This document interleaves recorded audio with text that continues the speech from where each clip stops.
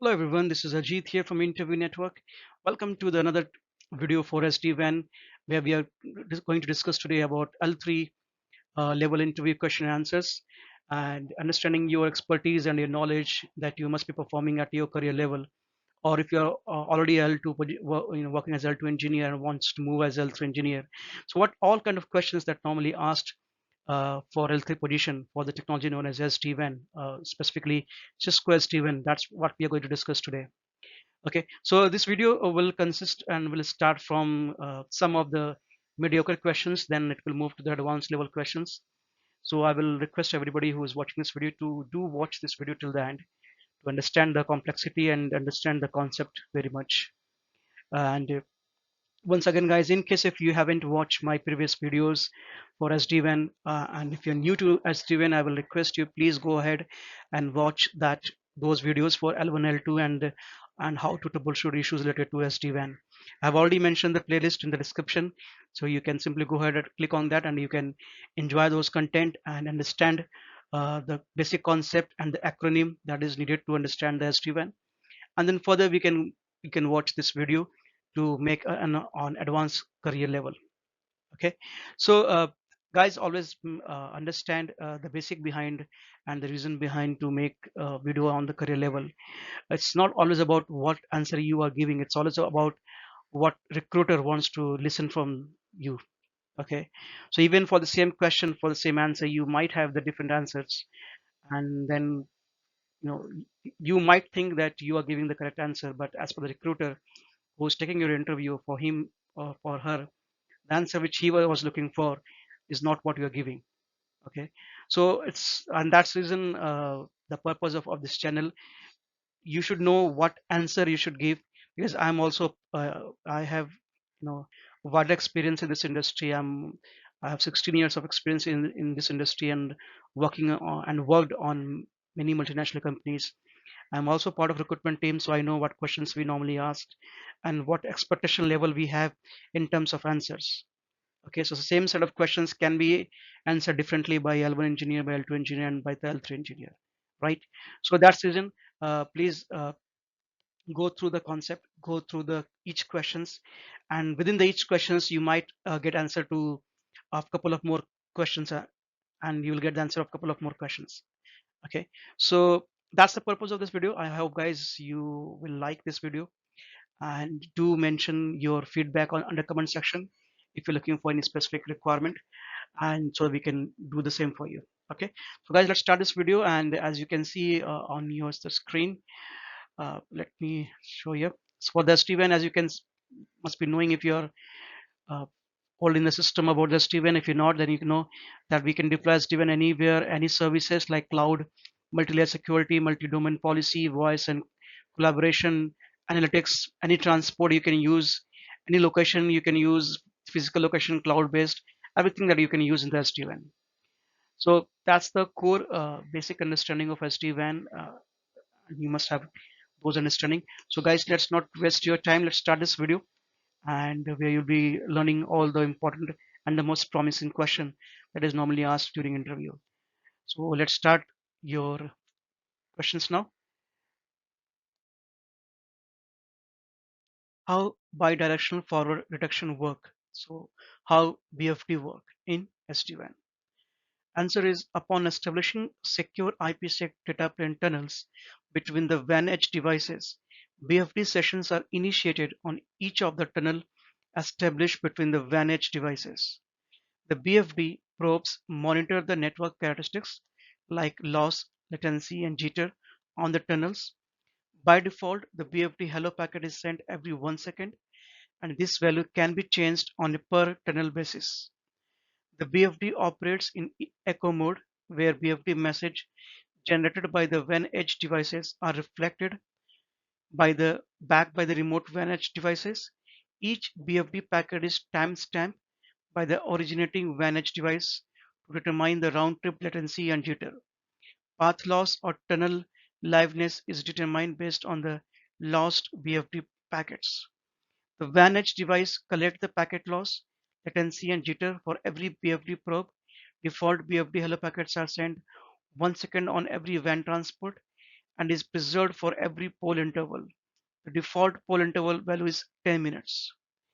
VFD packets being forwarded at regular intervals enable the SD-WAN overlay network to not only detect any blackout situation, but also detect path characteristics like loss, latency, jitter, path MTU that can be leveraged by other SD-WAN protocols to make dynamic decision and provide the best quality of experience of for business critical applications. So from this question, we can understand that BFD, which is actually the bi-directional forward detection, what happened that between each tunnel, that is, on each, let me explain you with the diagram that will be more clear to everybody here. So for example, what it's telling you, like on in underlay, if this is a site which has two box and this site, another site we have two box, and same goes to this site has two box, and this site is two box, and this site is two box and two box. So basically what it says, there are four sites with each sites having two vEdge devices. Okay, so what will happen that between each vEdge devices, IPsec tunnel will be formed.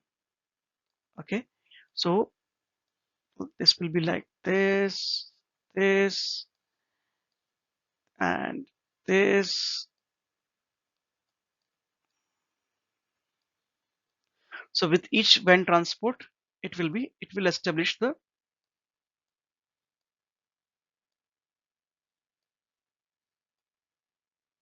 okay. So you can see the number of connection. So what we are trying to achieve here, that what BFD does, it will, what it says, because the main issue that we face in the network is, and the WAN part is about the packet loss, latency, jitter, quality of services. Okay, but how to achieve what SD-WAN come with the concept to track down these things. So this is what the BFD does. What it does, BFD, what it is, create a, once you have established the IPsec tunnel between each vEdge devices, what it says, BFD session initiated on each tunnel. So on each tunnel, it will initiate the BFD session, and between the vEdge devices, then what will happen that it will monitor the each WAN transport tunnel. So this box will monitor this. Every tunnel is monitoring its own next hop tunnel. Okay, and what it's monitoring, it's sending the hello packet to next hop. Okay, like this, everybody is sending the hello packets to next hop to understand. And how it's see what happened that with any uh, normally, in order to understand the latency and packet loss, what will happen, this, for example, this box will send a hello packet to this box, and within the specified parameter, this box has to reply it back to this box, right? So by default, BFD hello interval is 1 second.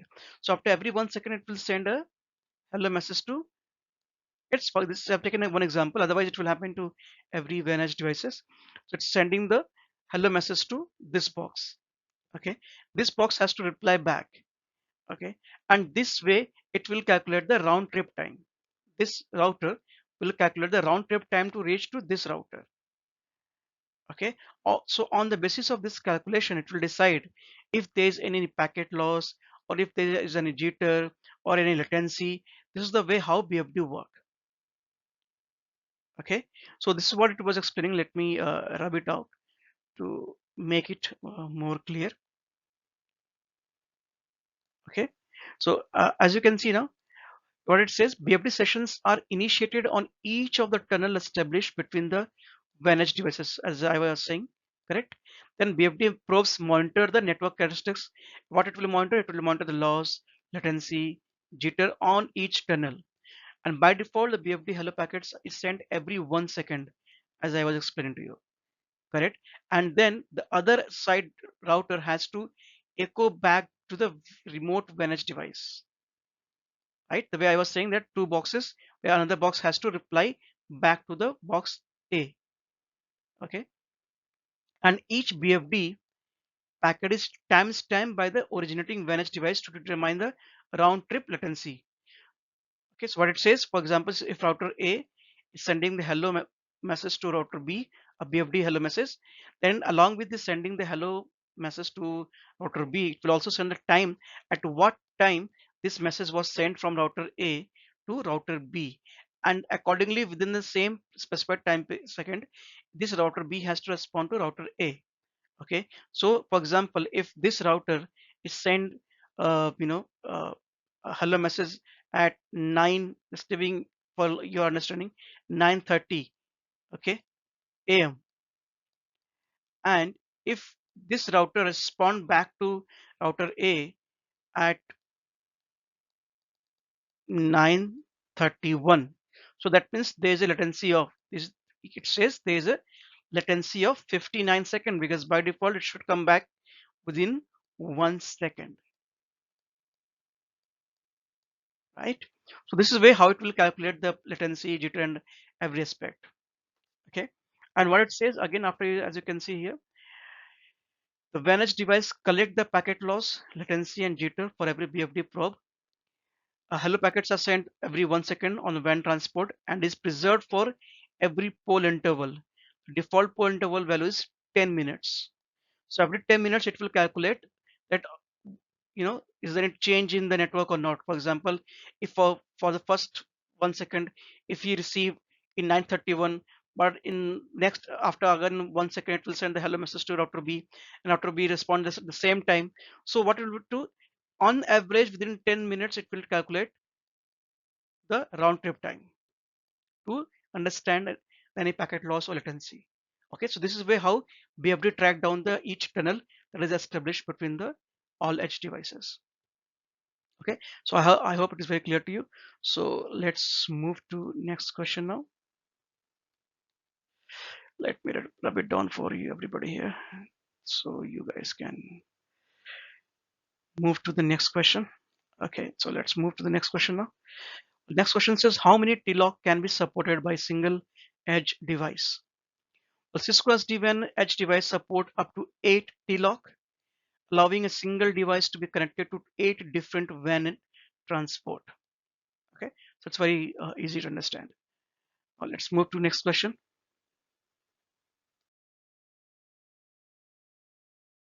What are the methods for application optimization in Viptela SD-WAN?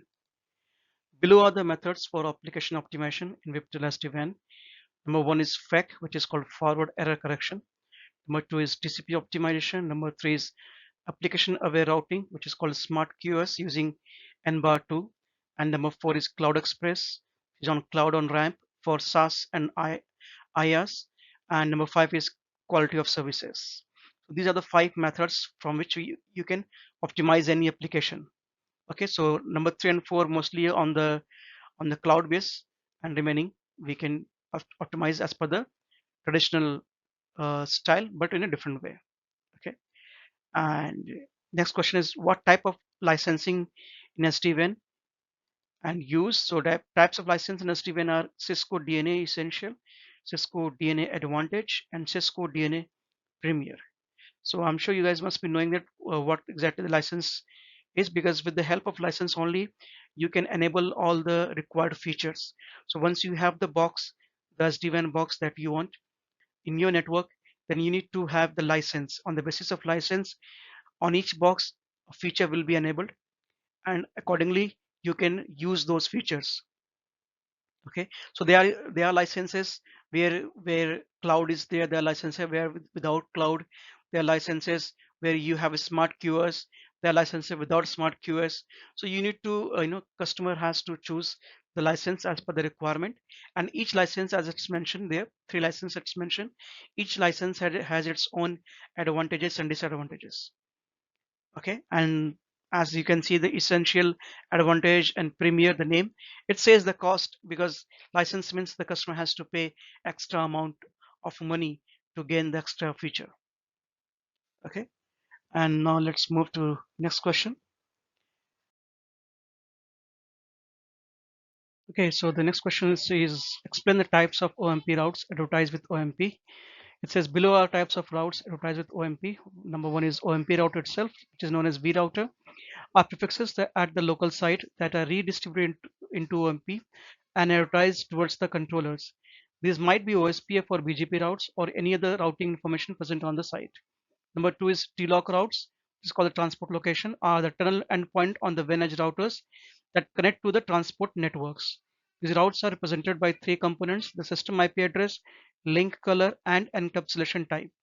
Service routes are used to exchange services such as firewall, IPS application specific optimization, and load balancer. Okay, so what it says, as we know, OMP is the default routing protocol, and we don't need to enable this routing protocol on the edge devices. So when edge device redistribute its routes towards the controller, what kind of routes it's redistribute? Okay, so when it says the OMP routes, OMP route, that means, for example, let's say, for example, this is the edge device. It has to communicate to the another vSmart controller. So each edge device has its own local prefixes, which it will be learning from the own routing, another routing protocol like OSPF or BGP. Okay, so those routes which is needs to be transmitted from or redistributed from edge device to the vSmart controller, that's of a different routing protocol like OSPF or BGP, that's called the OMP routes. Okay, and the second is called the TLOC routes. TLOC routes, that means the next hop routes. For example, if this edge device wants to communicate to this edge device, you see this is the source and there has to be some destination, correct? So this edge device has to tell the vSmart controller where it wants to reach. So this communication, this information can be only passed to the vSmart controller with the TLOC routes. Okay, that will explain the next hop IP. Now TLOC route consists of three main components: with a system IP address like the loopback address, then the link color, what kind of transport you're using up, and apart from the different color that we have, blue and gold, and the encapsulation type like a IPsec or other. Okay, so that three information that will be passed to the vSmart controller, and then vSmart controller accordingly will send it to the desired another edge device. And third is the service routes, which are used to exchange services such as firewall, IPS, application specific optimization, and load balancer. So basically what it says, three on edge device has to can pass these three types of routes advertised to the controller in order to reach the specific destination. Okay, so now let's move to the next question. The next question is, let's see what next question is. It says, which tunnel is created between vEdge devices? So vEdge devices will form IPsec GRA tunnel between each vEdge devices, and it can be tracked down by BFD. So as we have already discussed in this line also, as it says, there will be a IPsec or GRE encapsulation tunnel that will be created between each edge devices, and with the help of BFD you can keep track on the each tunnel about its performance and its latency and those stuff. Okay, so now let's move to the next question now. So next question, it says, which type of tunnel created between all fabric of SD-WAN? So as you can see, there are DTLS tunnel, uh, you know UDP, and TLS, which is TCP tunnel, is created between all fabric. So what it says, as between all edge devices in underlay or on between the connection between underlay and overlay, this tunnel creation will form. See, we know it's the encapsulation type will be either IPsec or GRE, correct? But what kind of connection it will be? It will be a TCP connection, which is called the a reliable connection, or UDP connection, which is an unreliable connection.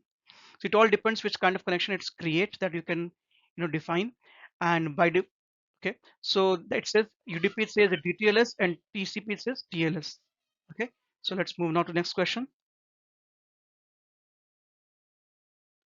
Okay, so next question is how application aware routing work.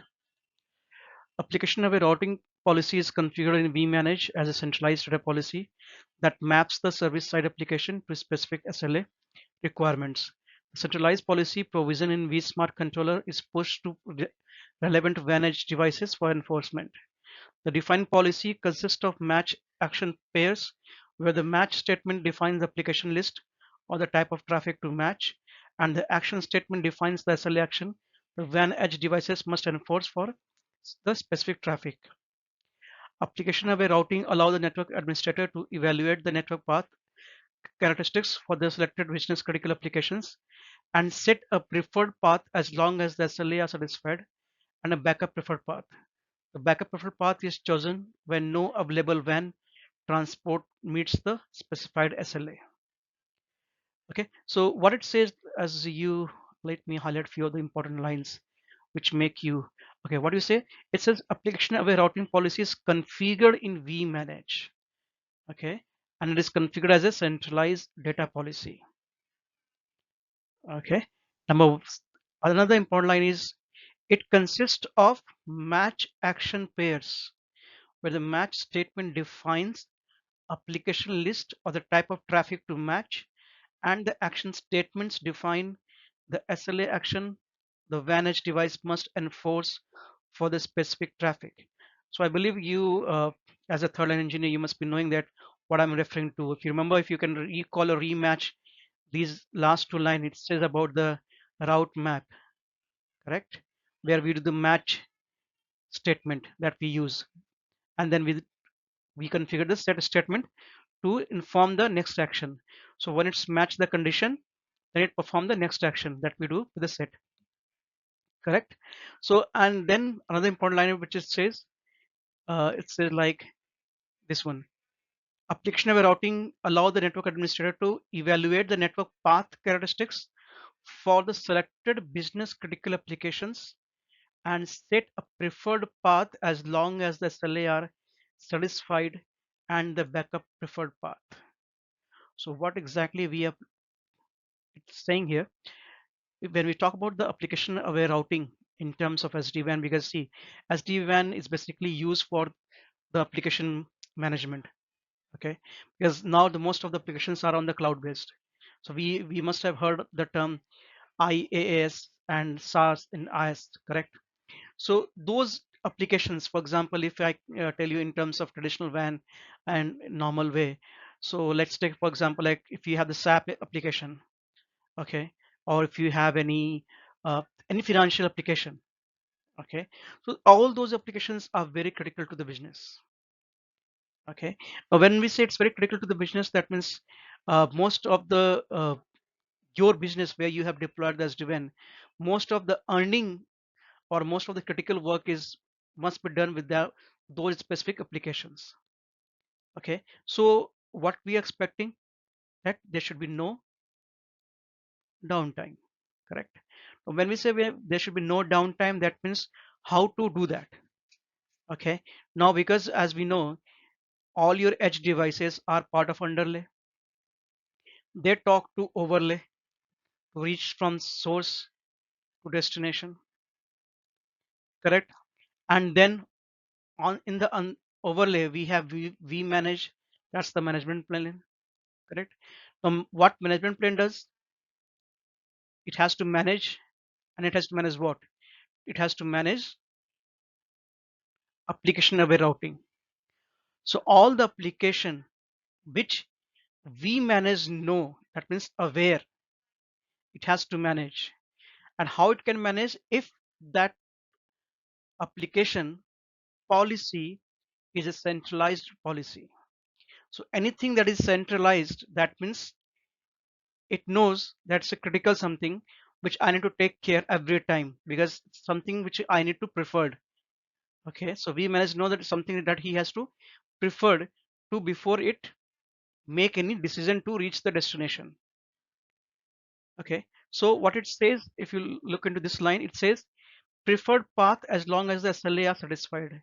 So whenever, for example, if is any, when we create application aware routing in the SD-WAN for any application, for example, if I say SAP, I make a few of the conditions like if, for example, there's two routers, and if I say this is the MPLS one and this is the internet one. Now I know most of my traffics are going via MPLS, and I want the SAP application should only also should only go via internet. Okay, so that it should come with the less latency and should always be available. Okay, so what we I can do, I can make a condition like if I say if the traffic is for this application, the preferred path is internet link or internet TLOC, not the MPLS TLOC. That one condition, if it match, it will prefer this. But what if in case if this tunnel goes down, or if this TLOC goes down, or I would say if this tunnel goes down, then the path will move from via from internet, it should go to MPLS. So what exactly you're doing, you are setting a certain conditions. On the basis of those conditions, you are informing the your under centralized policy what action needs to be taken care. Okay, so on the basis of SLA's conditions, like for example where you don't want your SLA has always to be managed less than 1 second, if for example in a very high critical applications.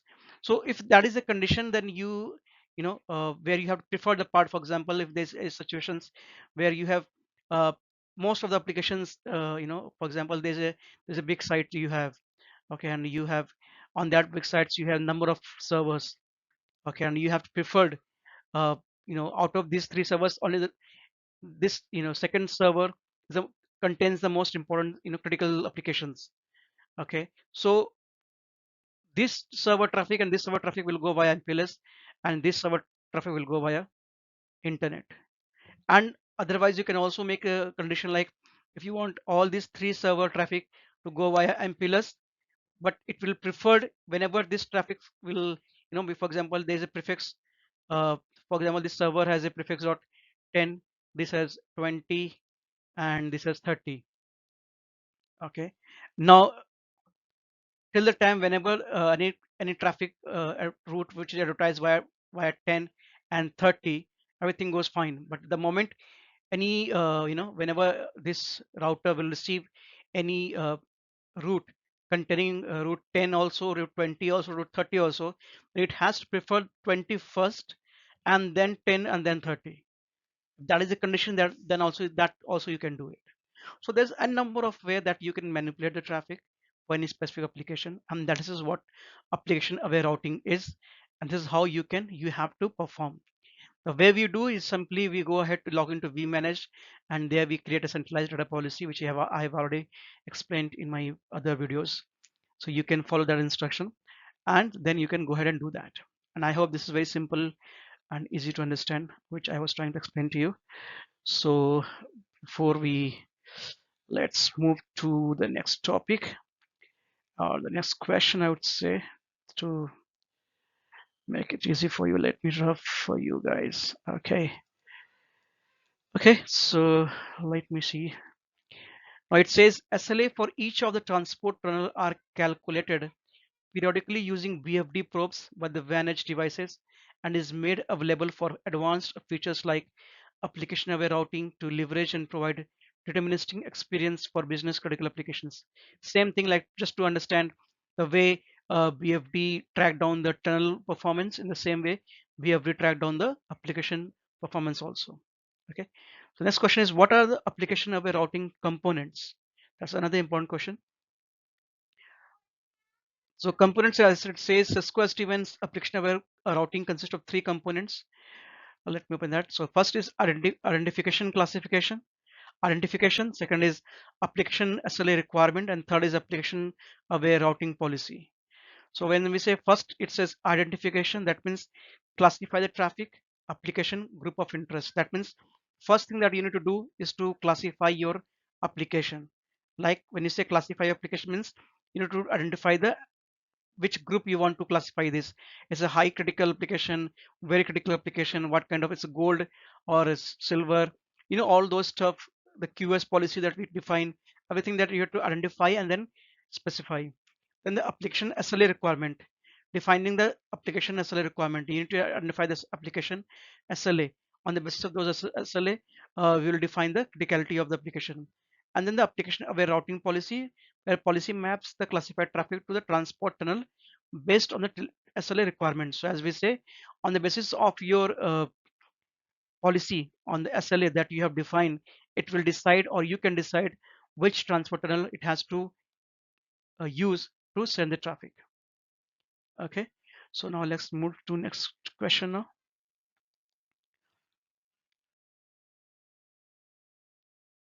Okay, so next question says, what is the command to configure QS on vEdge Cloud and vEdge 5000?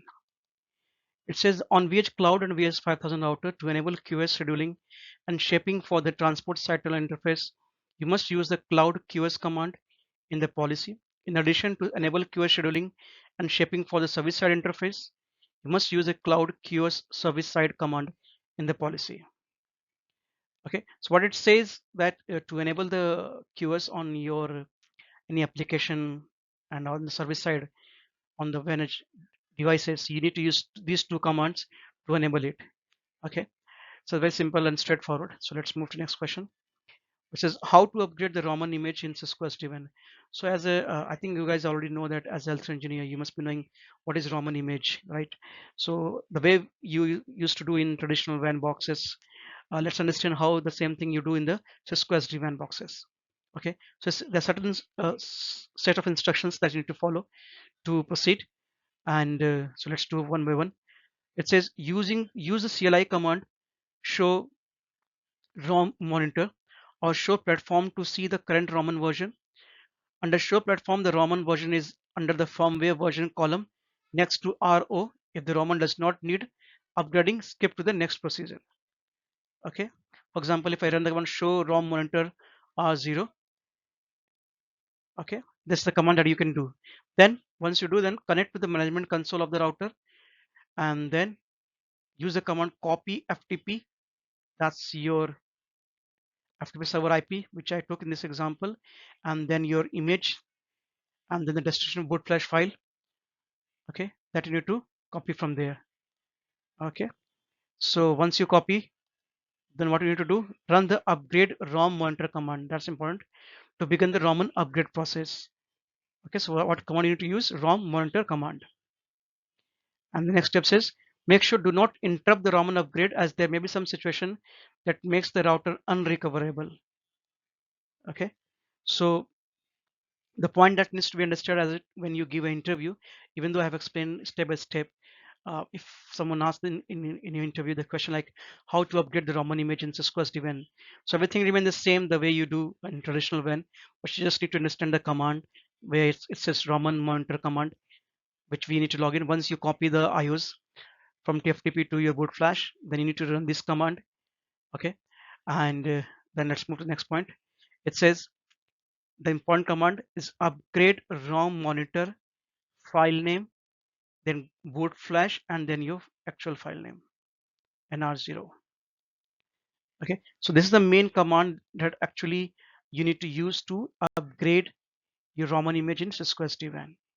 Okay, once you're done with that, let's move to next instruction.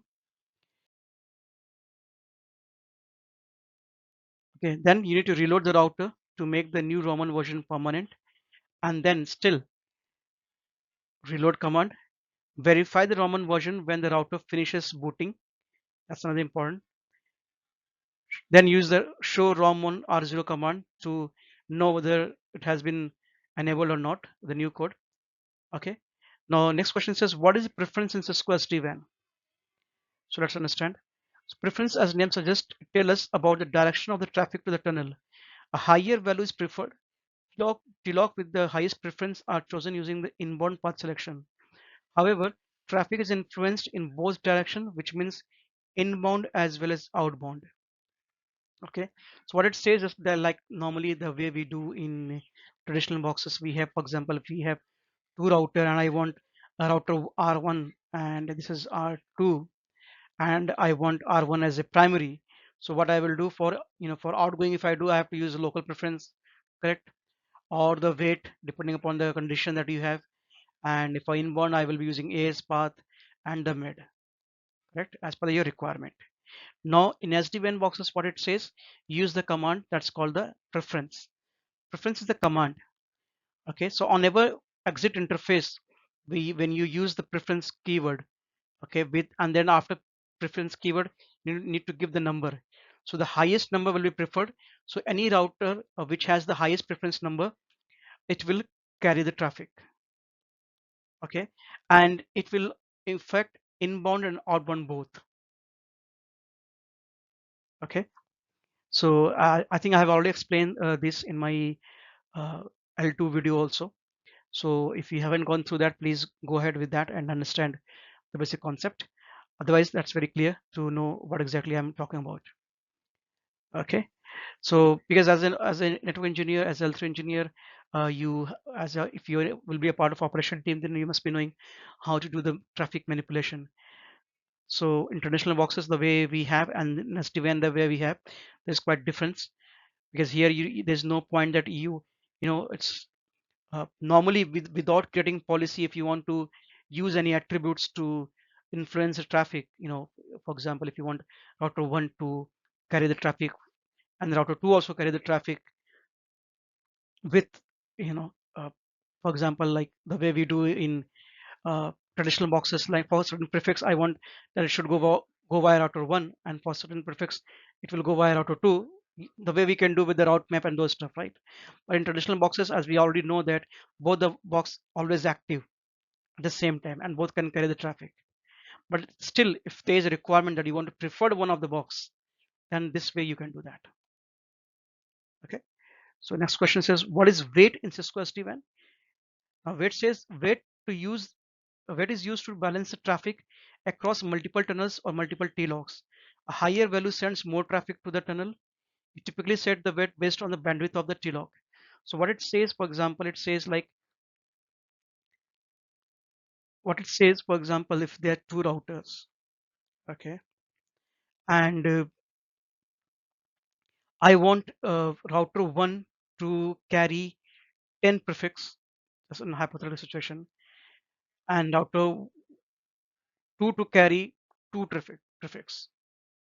Okay, so under interface, if I in front of wait command, if I give number 10 here for router 1, and for router 2 if I give wait command and 2, so every 10 routes that will advertise by router 1, it will advertise, router 2 will advertise 2 routes only. So the any edge devices which has more wait value, it will carry more traffic compared to the other router. You see, understand the difference? Correct. So what it says, any router which will contain more wait value, it will carry more traffic compared to the router which has a less wait value. Okay, so it's still what we are doing here.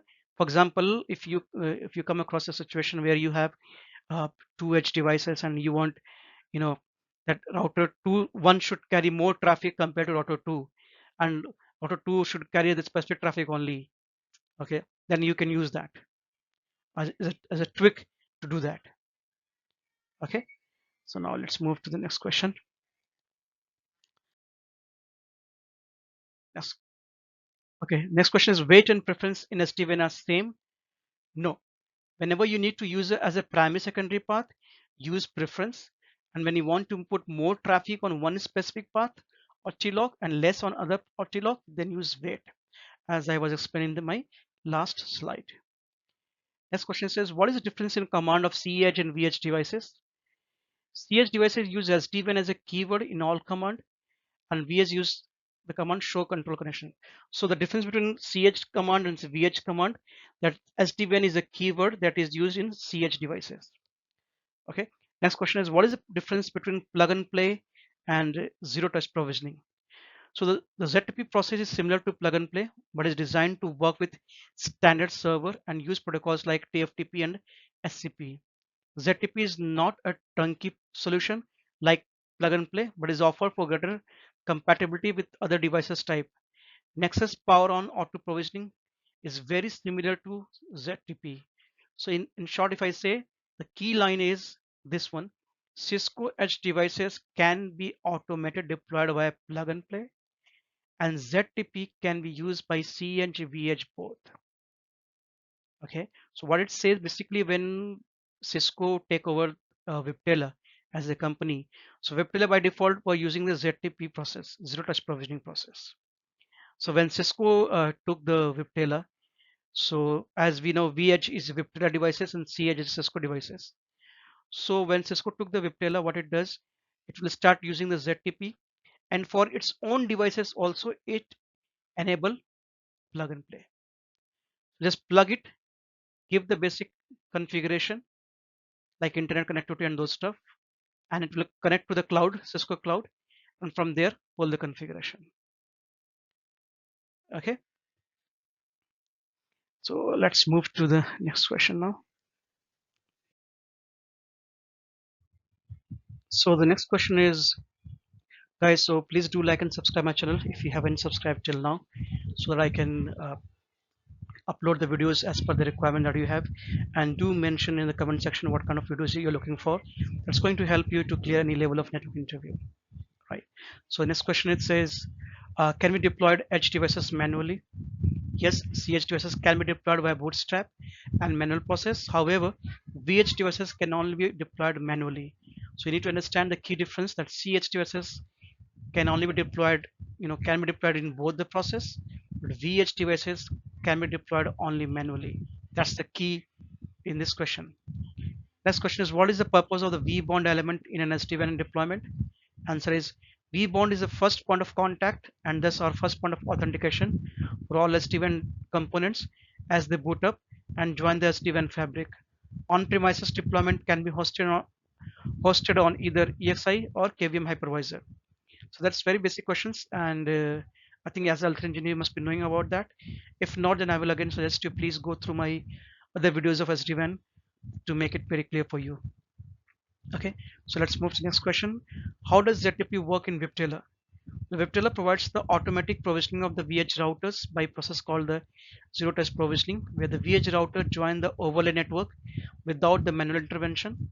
The vEdge router tries to reach the ZTP server by resolving the URL ztp.viptela.com and uses HTTPS to get information about SD-WAN vBond orchestrator along with the organization name. So what exactly it says? It says whenever you're trying to deploy any vEdge devices, okay, once we have the basic configuration of the edge devices, okay, like the WAN IP and the system IP, and the organization name, those stuff. Once you have those details, uh, on the interface, you need to inform this edge devices that, and this router has to be on the internet, available on the internet, and once this router has to be available on the internet, it has to resolve this IP. Okay, so what it will connect, it will connect to this ztpviptela.com. That's a server that is available on the internet, and this server, on the basis of organization name that you have configured on the edge devices, with the help of smart account that customer will possess, it will check the configuration and then push the configuration from there to the edge devices. And I would say, instead of configuration, the best answer I would say, it will authenticate this device on the basis of chassis number and the serial number that is aligned for that organization name on this server. Okay, so once it will authenticate this edge devices, then that's called the zero touch provisioning of these edge devices, and then it will get the vBond IP there also. Okay, so once it will get the vBond IP, then it will communicate with the other overlay network. Okay, so let's move to this next question.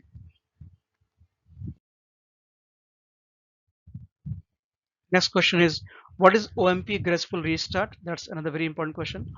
So OMP Graceful Restart allow OMP peers to continue operating if one of the peer becomes unavailable for some reason. If a vSmart controller becomes unavailable, its peer edge router continue to forward traffic using the last known good routing information received from the vSmart controller. So what it says, basically what happened, there's a overlay and then we have the underlay. An overlay we have vSmart, and underlay we have all the edge devices that is communicated. Now all the edge devices has to communicate with the vSmart in order to reach from one site to another site, correct? Now what if in case if this vSmart goes down and if we don't have any residency of vSmart, right? So there will be an outage, correct? But what happened, that there will be an outage, yes, but for only for the new traffic. The old traffic will still continue. So all the IPsec tunnel that is formed between each edge devices, they will able to communicate with each other with the last known good configuration routing information that it has. But any new traffic won't be processed, because for the new traffic it has to go via vSmart, and vSmart is down. Okay, so next question, it says, what is vroute in SD-WAN? We have already discussed in initially. So it says the SD-WAN configuration allows static routes entries for specific sites, and route entries learned from the underlay network through supported routing protocols like OSPF, BGP, and IBGP. BGP routes are not only defined by their next hop, but by their service type also. This determines how the route is forwarded. That's called the V route. Okay. And next question: what is centralized control policy? A centralized control policy that manipulates the route and the TLOC information that is exchanged between the vSmart controllers and the vEdge devices in the Cisco SD-WAN overlay fabric. It can influence the overlay topology of IPsec tunnels and routing paths through the fabric. Centralized policy affect the whole overlay fabric. The most important point that needs to be understand that how your centralized policy, okay? Because see the kind of policy that you create on the vSmart, this is overlay and this is underlay. You create a local policy for each edge devices, and then you create a centralized policy that will impact all the edge devices. Okay, so anything that you have defined centralized way, it has impact on all the edge devices. All the routing will be impacted. Just be very careful when you create a centralized policy, because that has a big impact in the network. That's why it says centralized policy affect the whole overlay fabric. Okay, now let's move to the next question.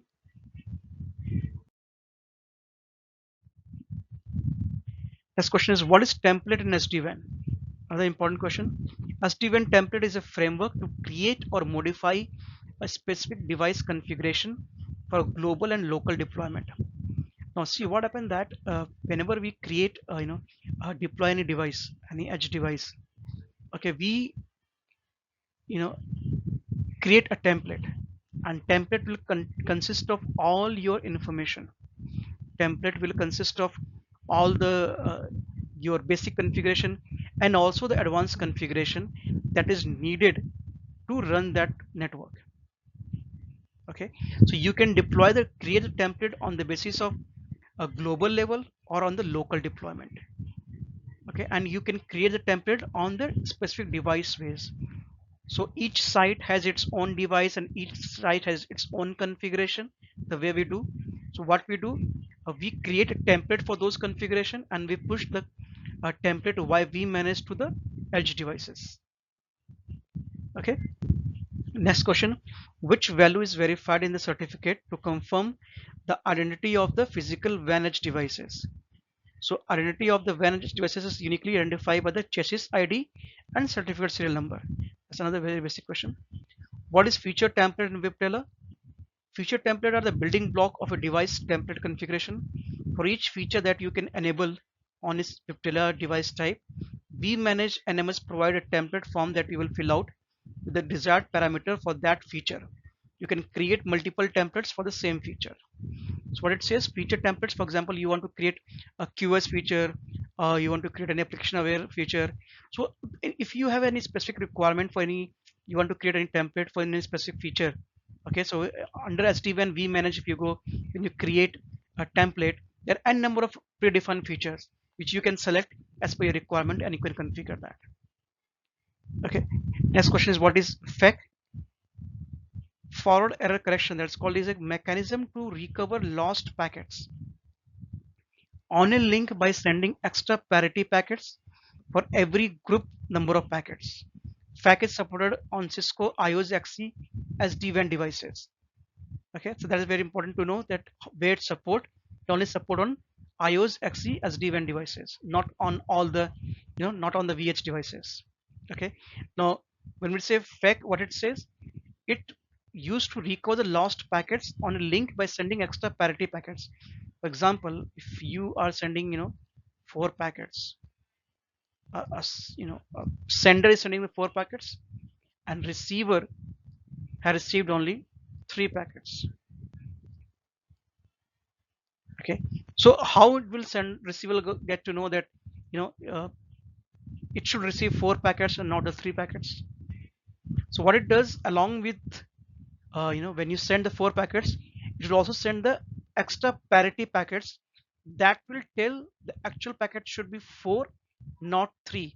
So in case of any loss in the packet, it will add and tell this. and instead of reinitiating the traffic back by the source, it will only send the lost packet and not all the packet. That is very important. Okay, so let's move to next question is, does Cisco use per flow mechanism or per packet mechanism for application optimization? That is a very important question. So as you can see, Cisco SD-WAN use per flow mechanism. That's called the FEC, which we discussed in the previous slides. What are the direction of centralized control policy? That's a very practical question. In centralized control policy, traffic can be directed as inbound and outbound. When you say inbound, it determines which routes are installed in the local routing database of the vSmart controller. It means a route advertised from vEdge towards vSmart. So when we say inbound, that means any routes that's advertised from vEdge towards the vSmart, that is called the inbound policy. And from vSmart to vEdge, it's called the outbound policy.